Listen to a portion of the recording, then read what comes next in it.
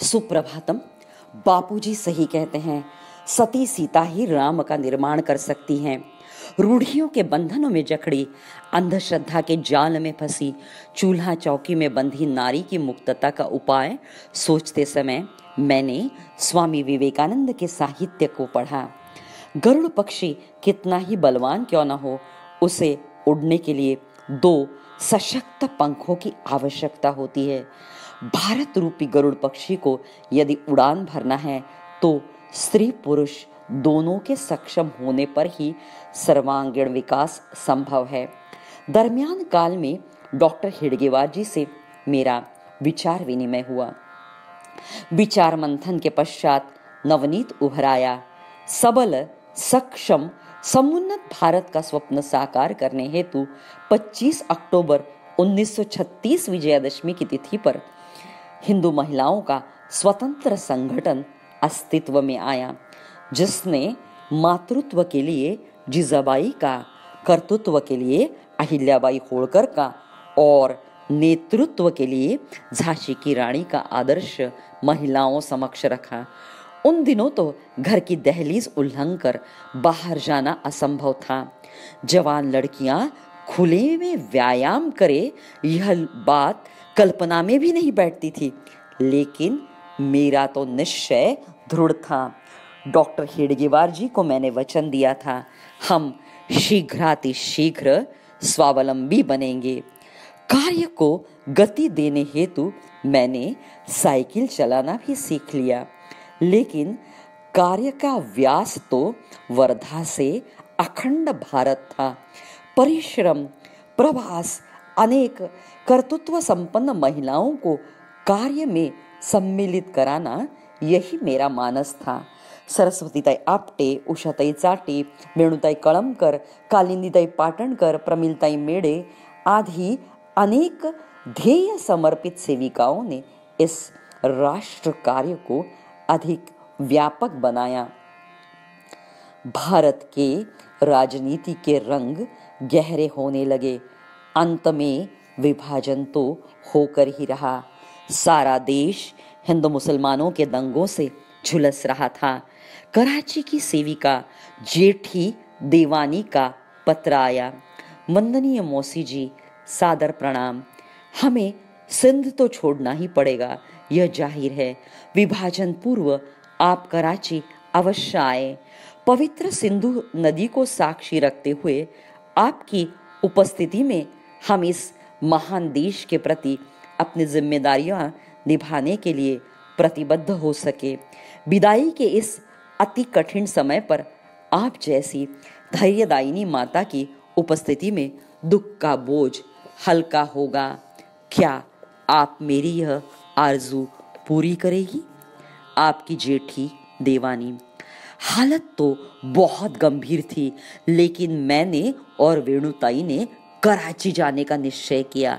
अहमदाबाद के बाद तो हमारे विमान में हम केवल 2 ही महिलाएं थी। हंस के लिया पाकिस्तान, लड़के लेंगे हिंदुस्तान नारों से सारा विमान गूंज रहा था। हम कराची पहुंचे। महिलाओं पर जघन्य अत्याचारों का षड्यंत्र चरम पर था।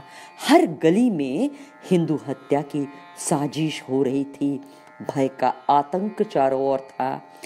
उसी रात्रि में समिति के सेविकाओं का एकत्रीकरण हुआ। 1200 सेविकाएं एकत्रित हुई। मार्गदर्शन के बाद एक अभिभावक ने मुझसे प्रश्न पूछा, मौसी जी, यदि प्रसंग बाका भी आ जाए तो हम अपनी बहू बेटियों को कहाँ भेजें? मैंने तुरंत उत्तर दिया, भारत की हर सेविका का घर आपके लिए खुला है। आपके मन में यह प्रश्न आया ही कैसा? मुंबई में हम जब वापस आए तो बाद में 1000 सेविकाएं अनुभव कथन सुनने हेतु एकत्रित हुई। रात को 10 बजे कार्यक्रम शुरू हुआ। पहटिया तक कार्यक्रम चलता ही रहा। सभी ने विस्थापित हिंदुओं के मदद के लिए प्रतिज्ञाबद्ध होने की शपथ ली। बाद में कराची से हिंदू युवतियां आए और उनको मुंबई की सेविकाओं के घर में सुरक्षित रखा गया। मेरे कालखंड में तो घर में रामायण रखने से कलह बढ़ता है, यह भ्रामक कल्पना रूढ़ थी। घाटकोपर के निवास में मुझे स्वप्न दृष्टांत हुआ। एक जटाधारी योगी ने एक गुहा से मुझे आदेश दिया, होगा कार्य महान, करो तुम राम कथा विस्तार। वाचन, मनन, चिंतन तो चल ही रहा था। पहली बार रामायण सुनाते समय उमा काकू ने मुझे बहुत प्रोत्साहित किया। धीरे धीरे तो मैंने हिंदी भी आत्मसात की और अनेक रामायण के प्रवचन किए। ग्वालियर की राजमाता विजयाराजे सिंधिया ने भी मुझे वहाँ आकर रामायण कथन हेतु आमंत्रण दिया। रामायण विदाई का सारा धन अहिल्या मंदिर के कर्ज फेरने हेतु मैंने दे दिया। उज्जैन के शिविर की घटना है। ध्वजारोहण करते समय एक नन्हा बालक चप्पल लेकर ध्वज की ओर दौड़ने लगा। नवविवाहित सेविका लिली ने उसे झट से उठा लिया। बाद में पता चला उसका 2.5 तोले का मंगलसूत्र कहीं खो गया है। सारी सेविकाओं ने सारा परिसर रात भर छान मारा, लेकिन मंगलसूत्र नहीं मिला। लिली बहुत चिंतित थी। उसे लगा यह तो अपशकुन है, शादी को तो सिर्फ 2.5 महीने हुए हैं।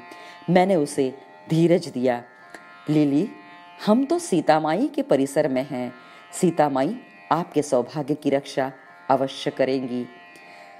जब लिली ने सीता माई की गोद भरी, तब मंदिर में उसे सीता माई के चरणों में उसका मंगलसूत्र रखा दिखा। वह भाव विभोर हो गई। वंदनीय मौसी जी, जीता जागता चैतन्य थी। शरीर का वेष्टन इस चैतन्य को 27 नवंबर 1978 के बाद संभल न पाया। आज भी उनके मार्गदर्शन बिंदु पर ही कार्य का विस्तार हो रहा है। नारी शक्ति जागरण का शंख फूंकने वाली, राष्ट्र कार्यार्थ देह चंदन के सम गलाने वाली, रामायण अमृत धारा बरसाने वाली, जन जन की युग मनीषी युग प्रवर्तिका को मेरा कोटि कोटि प्रणाम।